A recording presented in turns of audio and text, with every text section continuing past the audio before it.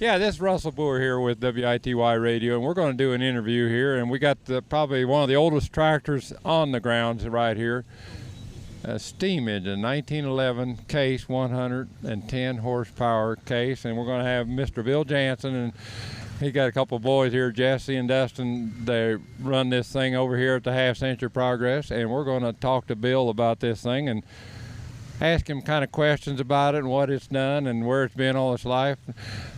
Bill Jansen from Dieterich, Illinois. Tell us a little bit about the tractor and where you got it. Good morning, Russell. Thank you.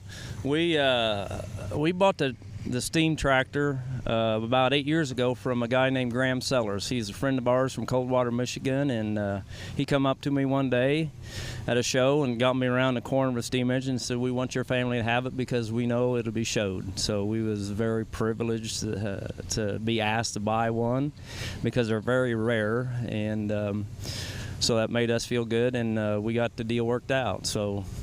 It is a very rare tractor because when you got to the bigger horsepower, there's just not too many of them ever made, was there? There wasn't.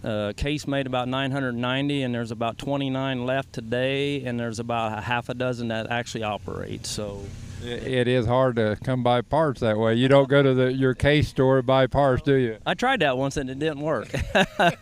But we have a good friend in Middlefield, Ohio, that makes anything we need.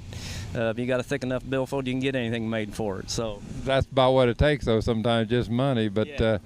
Now tell us a little bit about this. It is a steam engine, and it's no different than like a boiler in a school or any place else. You have to have it inspected every year. Yes, the state of Illinois requires a boiler inspection every 2 years. The first time they do it when you buy it is they ultrasound the whole thing, and they got a calculations.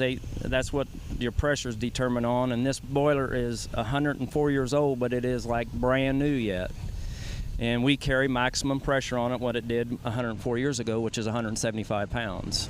That develops a lot of power. And the more pressure, the more power, right? That's exactly right. It's kind of like tractor puller. The more boost they make in a diesel motor, the more horsepower. So the more pressure we carry, the more horsepower we can develop. It does make a difference. I know you can put it on the dyno. You've had it on the dynamometer before, right?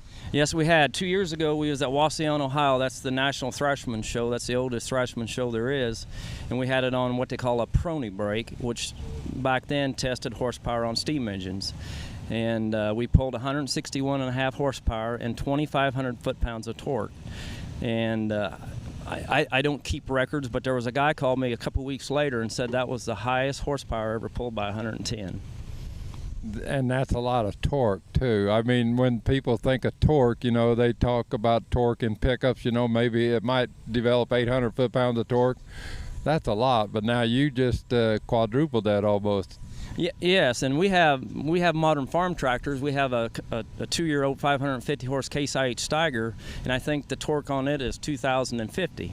And that's a 550 horse tractor, so the 110 horse Case, which developed 161.5 horsepower, developed 2,500 foot-pounds of torque. That is a lot of torque. That's a lot of torque. If you think of a torque wrench, how long of a torque wrench you'd have to make that torque, it's a lot. It's a lot. That would be a long one. Like I say, this is a family deal. Tell us a little bit about Dustin and Jesse and even Phyllis. Tell us about your wife, or just a little bit. Tell us who, because it takes a family to run all this, because you guys got more than just one engine at home. You got, what, 5 or 6? 7 altogether. So yeah, it takes a lot. It takes everybody. The boys, my wife and I have 4 boys and a daughter. They all know how to run a steam engine. And my wife's, actually, if you want to know the story, when Graham asked us to buy it, I told her what, he wanted for it, and she said, "Oh, you're not going to buy that steam engine. That's too much money." And so, anyway, Herb Beckmeyer had a sale, and Jesse bought his steam engine, and we was driving down the road. She picked up my phone, and she actually bought this steam engine for me. So, boy, that was really nice. Was that your birthday or something? It was a forever birthday Christmas present, she said. So anyway, she's really involved in it. She helps get us meals and stuff at the camper, because you got to be here all the time when the steam engine's steamed up. So she really gets there and helps. The boys help. It's a tremendous amount of work to load these things and to keep them going. It's just a labor of love, and all the boys dig in, especially Jesse and Dustin. They're here all the time with us, and it's just a good family hobby. We've met so many good people in this hobby over the 40 years or whatever we've been in it. It's just, and that's priceless. It is, and you like say you meet so many people doing this, going to different shows, and you look forward to going to the show because you know that person's going to be there. Exactly. It's just like here at the Half Century of Progress. You know, we've been here from the get-go, and the friends we developed over the years this has been going, it's just been tremendous, and it's just, you just can't do any better than having good friends. That's right. You know, like I say, you just, you know, you see somebody wave, and by golly, you haven't seen them for 2 years because this is every other year show. Exactly. And my problem is they call me by name, and I got this thing called part-timers, and I tell them hi, but I can't remember everybody that comes up and talks to us. Because it only gets worse, Bill. Yeah. Yeah, that's right. No, that's good. Like I say, it takes something. Now you was talking about steaming up and stuff. Like I say, you don't get in here and turn the key, do you? No, you don't. We got here about 7 and clean the ashes and the flues, and then you build your fire. And a steam engine is a very high maintenance animal. There's things that you got to tighten up every day. We plowed yesterday, and you just got to stay after all that, because if you don't, then you break something. We broke a gear 4 years ago, not from neglect, but it just 104-year-old stuff's going to break. But you know, we try our best to keep it maintained so we can put a show on for everybody. We get a lot of people that stop by and give us compliments, and that helps us keep going, because when it's 95 and you're loading that in the sun, it's like, man, there's got to be a better hobby than this. But today's a good day, isn't it? It is a beautiful day to run a steam engine. It's only 150 up there today instead of 180. So. Yeah, it really makes a difference. Yeah.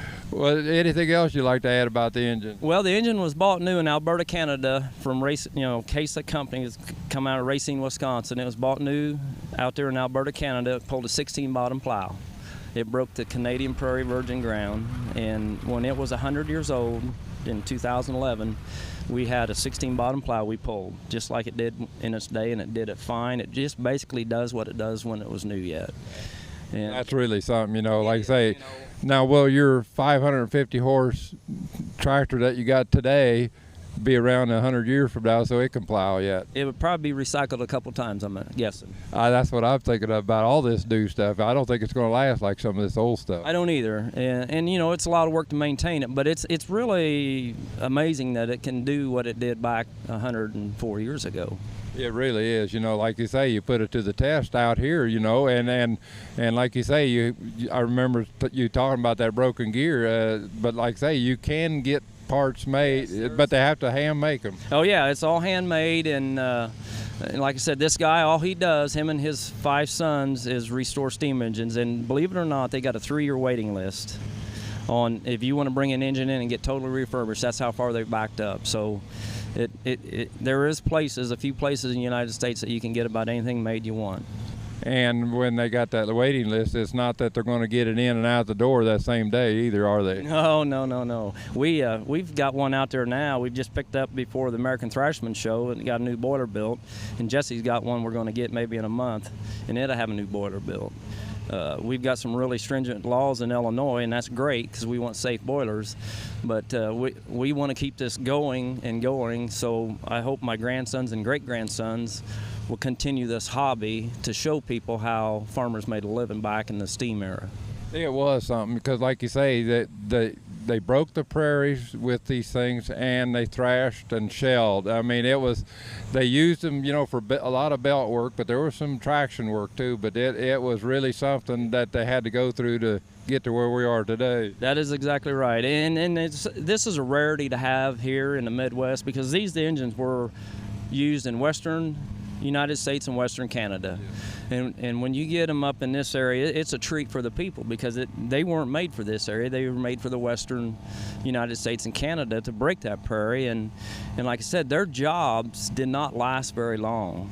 Once they got that broke, that was done. Yeah, once they plowed it the first time, it was done. Like I say, they didn't have to come back next year and do it again. And there wasn't a lot of companies. There was about 5 steam engine companies that built plow engines, and so there's just not a lot of them out there today, because, you know, World War II took a lot of them because of the scrap drives and stuff. But it's nice to be able to own one in this part of the world and show people what they did back in the time frame.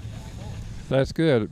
Well, thank you much, Bill. We really appreciate you being here and taking part of this and showing us your engine, because, like I say, that is like about a one-of-a-kind thing here, and we really appreciate it. Well, Russell, thank you, and thanks for the Half Century of Progress for having us. And it's some great weather. I don't know who is in charge of ordering it, but I want to talk to them. It is great weather and great crowd. A lot of stuff here, just a lot of one-of-a-kind stuff, and you've got one of the one-of-a-kind. So thank you, Bill. Thank you, Russell. Yep.